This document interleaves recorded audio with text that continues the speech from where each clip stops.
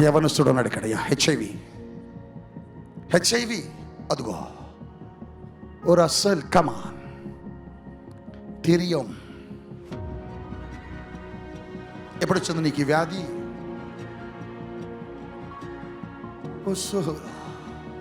ఎప్పుడు వచ్చింది నీకు? 8 years. ఏం చేస్తుంటావు? వ్యవసాయం పనులు చేస్తావు. నేను చెబుతున్నాను, స్వస్థపరిచేది పాలు పృథ్వీ కాదు, స్వస్థపరిచేది యేసయ్య. స్వస్థపరిచే దేవుడు యేసయ్య. స్వస్థపరిచే దేవుడు యేసయ్య.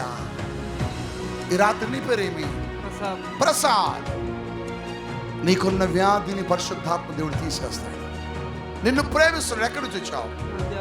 నంద్యాల నుంచి వచ్చావు. ఎప్పుడు వచ్చావు? నిన్నే వచ్చావు.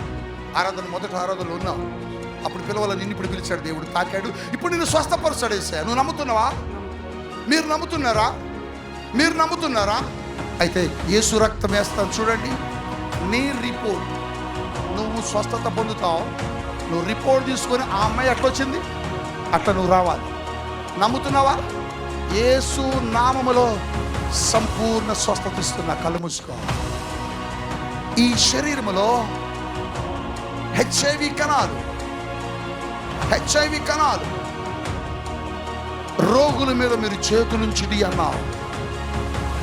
మార్కు 16వ అధ్యాయం 16-17 వచనాల్లో ఈ రోగి మీద నేను చేతులుంచాను.